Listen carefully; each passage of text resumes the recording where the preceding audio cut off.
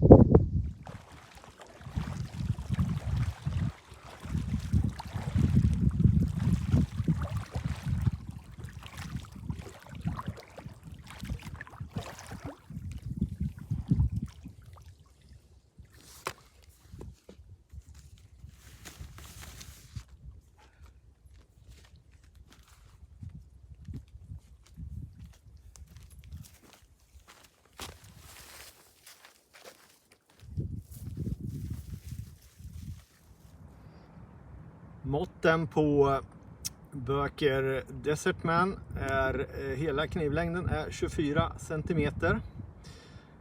Bladlängden är 11,5 cm. En bladhöjd på 3,3 cm och en bladtjocklek på 4 mm.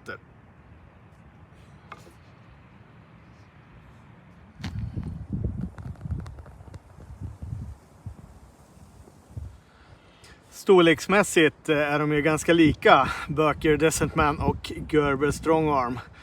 Strongarmen har ju ett något längre blad, medan bladhöjden på Böker Desert Man är något högre. När det kommer till tjocklek på bladet så är även Gerbern något tjockare.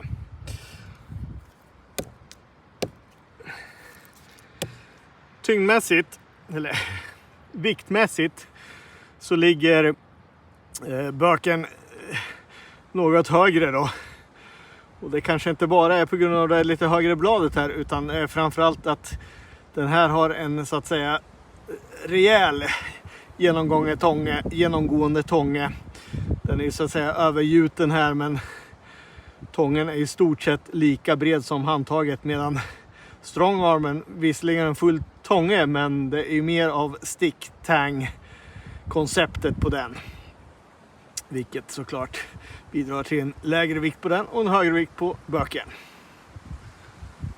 Stålmässigt har vi ett svenskt Sandvik 12 C27 i Böken, medan Gerber Strongarm ju har sitt vanliga 420 HC amerikanskt.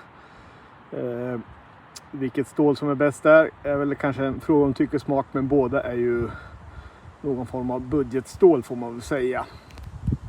12 C27 är för övrigt det som Morakniv förut hade i sina flesta Moraknivar. Det kanske man har nu med, men nu märker man inte ut längre. Handtagen är som sagt gummerad plast på båda två. Ja, den är ju lite mjukare den här gummin. Den har andra inga sådana här diamantformer. Man får ju minimera packningen lite när man är ute med kajak, så det vill ju till att man hittar både ved och har en kniv som funkar utan att behöva använda yxa eller såg när man är ute så här. Vi får se om den klarar av det. Böker Desert Man.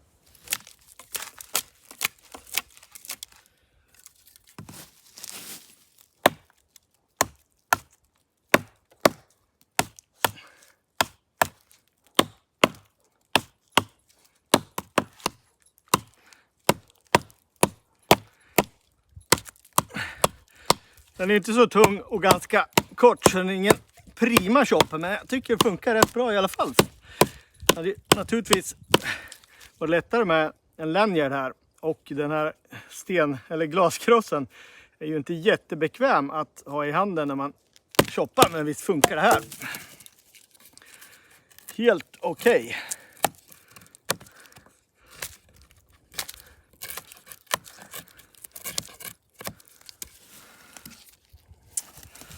Fått en liten batong.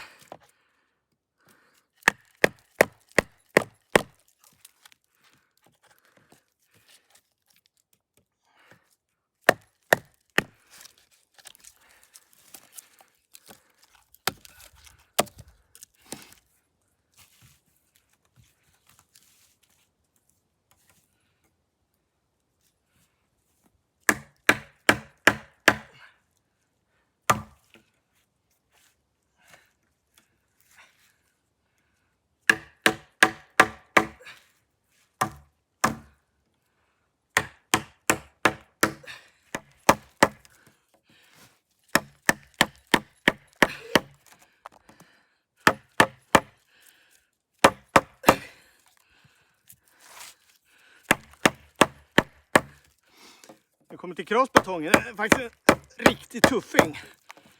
Böker Desert Man.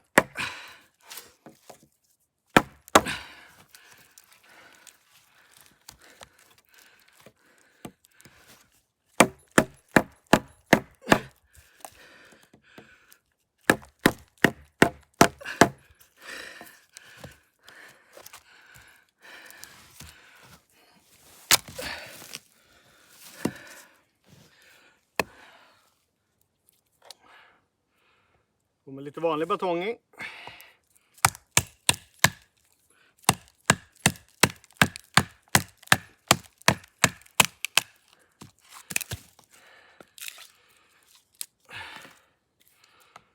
Fint.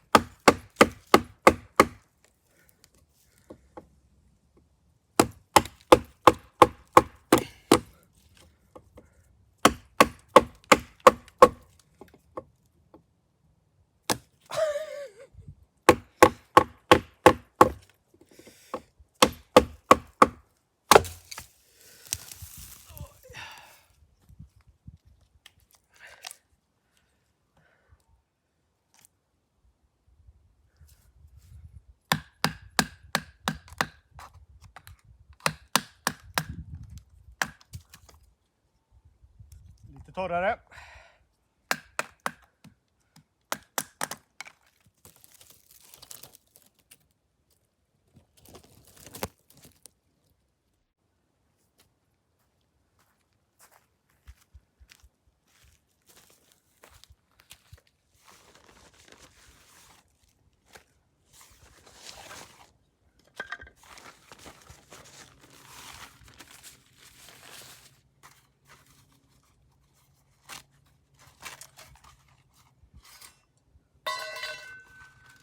Det här är absolut inte mitt favoritkök, men på sån här tripp kan man inte ha så stora saker. Jag skulle säga att jag är inte alls förtjust i det här.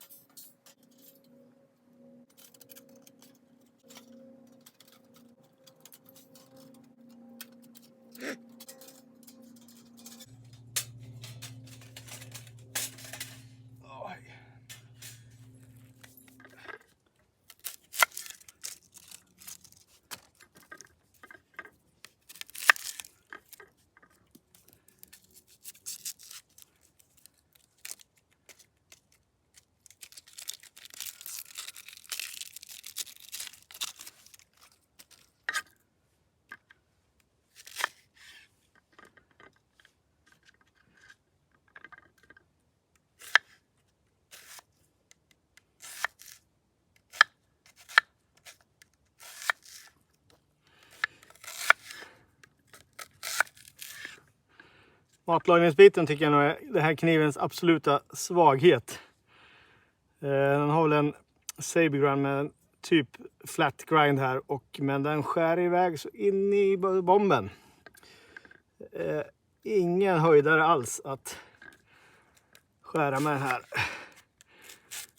Visserligen hyfsat tjockt blad, men ändå inte så monstruöst tycker jag inte så. Jag tycker det är lite konstigt att den inte klarade momentet bättre. Till mjuk tomat.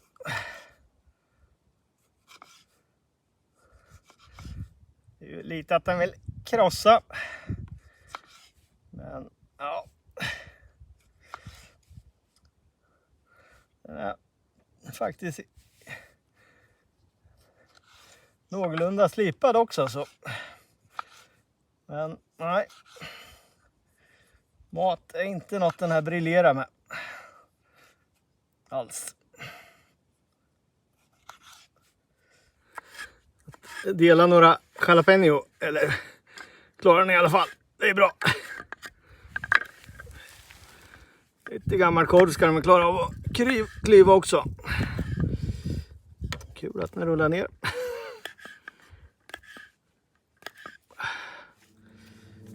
Det är ju visserligen en 90 graders rygg på den här, men den är inte särskilt slipad så stål funkar den inte med för 5 öre, vilket gör att den kanske inte är jättebra att skrapa tinder med heller. Det är ju ett stort minus i min bok i alla fall. Äggen kan man ju bara använda i yttersta nödfall enligt mig. Som sagt, ryggen är ganska trubbig så det går inte att skrapa något med den. Utan det blir tälja fatwood om man ska det. Det funkar ju ganska bra. Och som sagt, ska man överleva med den här kniven då får man med något annat att tända eld med.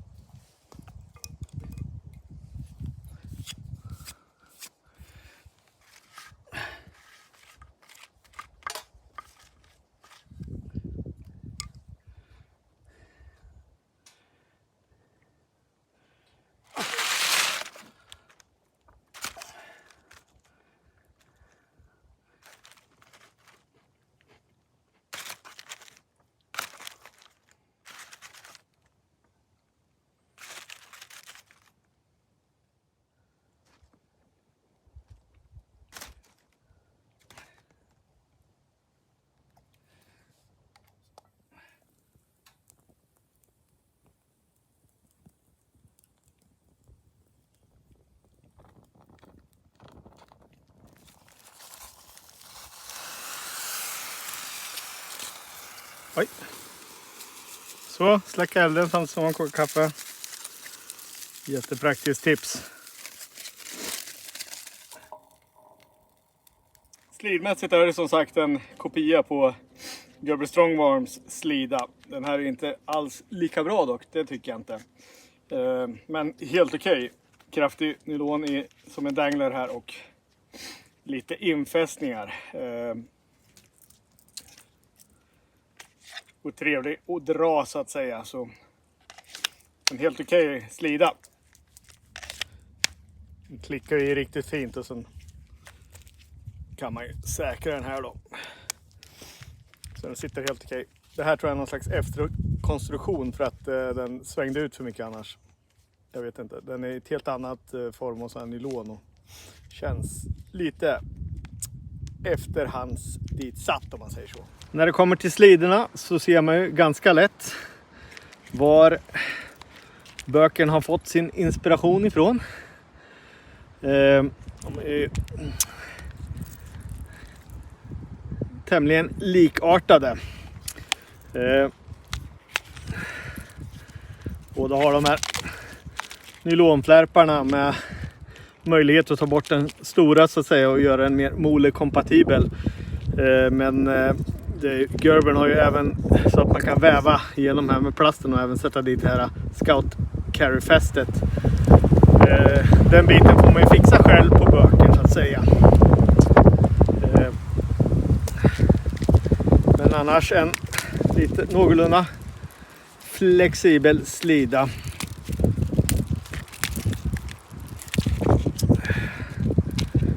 Om man vill ha en fäst på en ryggsäck eller så.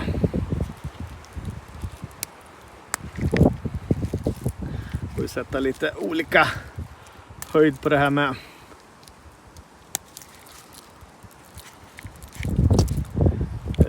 Den är ju lite mer flimsigt så att säga, bökevarianten också. Gerbers känns betydligt stabilare, så visst, den känns lite billigare. Men helt okej. Och gällande den här lilla extra tillsatsen här så tar man bort den så att den blir som Gerbern, så är det ju betydligt mer flamsig så att säga än Gerbern, så jag vet inte. Den kanske kom dit som en liten räddning.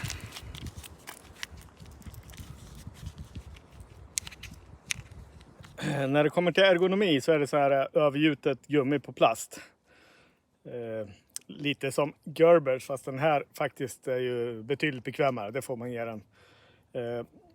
Lite precis som Strongarmen är lite tunt handtag så. Men annars riktigt bekväm faktiskt. Och lite jimping här som stoppar i plasten. Helt okej. Som sagt, choppar så är glaskrossen inte jättebekväm. Men det gör man väl inte så ofta med en sån här kniv kanske.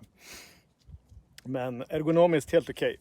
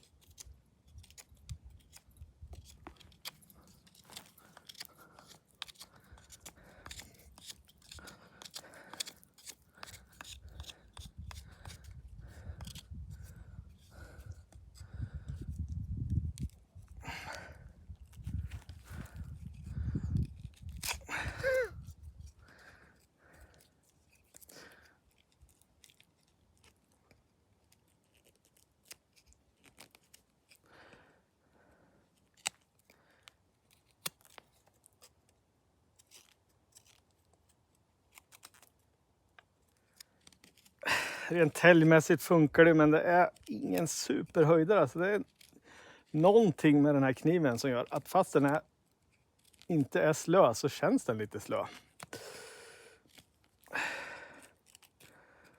Ja,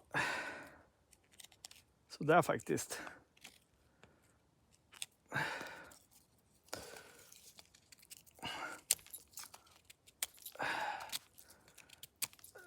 Lite trögt. Ja, allt som allt kan man väl säga att Böker plus Desertman är en helt okej kniv. Jag tycker inte den kommer upp i sin förelagas Gubbe Stronghouse klass. Kanske lite bättre stål, men användarmässigt gillar jag Strongarmen bättre. Den här är ju dock lite billigare. Så visst, vill man ha den här typen av kniv och inte vill lägga ut riktigt lika mycket pengar, så är väl Desertman ett hyfsat alternativ. Den här är ju dock Asien-tillverkad, om man tycker sånt är viktigt. Men på det stora taget, en hyfsad kniv kanske inte mitt förstahandsval. Och med de orden så tackar jag för att ni har tittat på det här avsnittet av Heavy Metal Hiking om Böker Desertman. Jag hoppas att vi ses nästa gång i skogen.